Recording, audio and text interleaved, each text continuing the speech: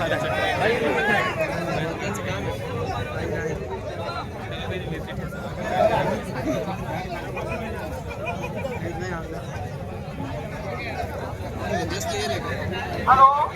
Hello, आवाज येतो का?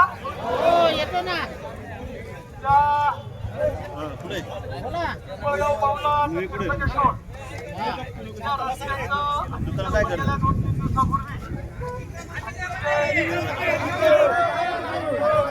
शेतकऱ्यांना कुठे विश्वासात न घेता हे अतिक्रमण काढलं, त्यांच्या राहण्याचे घर काढले, सगळे दिवस काढले, त्यांच्या हाकेलं दुकानं काढले. लोक अतिशय त्या ठिकाणी 2-3 दिवसापासून उघड्यावर झोपताय. परंतु शासनाची सूची, मी तरी शासनाचा प्रतिनिधी आणि शासनाची सूची चूक आहे. एनएमआरडीने 2017ला ज्या वेळेस आश्वासन आली त्यावेळेस त्यांनी रेषा आखून द्यायला होती. त्यांनी कुठे आखवल्यामुळे स्वतःच्या मालकीच्या जमिनी असल्यामुळे ग्रामपंचायतीने नुशा घेतल्या. त्यांनी त्यांच्या मालकीच्या जागामध्ये घरा बांधल्या.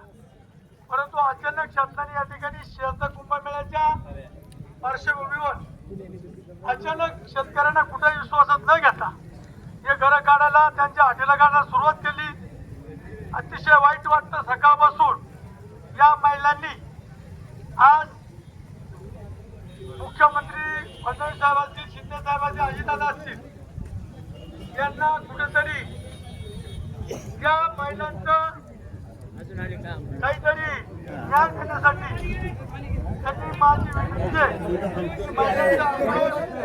सकाळपासून 2 महिलांना या ठिकाणी त्यांना आणि बाजून हायस्कूलमध्ये बसवलं. माझी कळकळीची विनंती आहे, सगळे प्रतिनिधी म्हणून ही भावना मी शासनापर्यंत पाठवतो.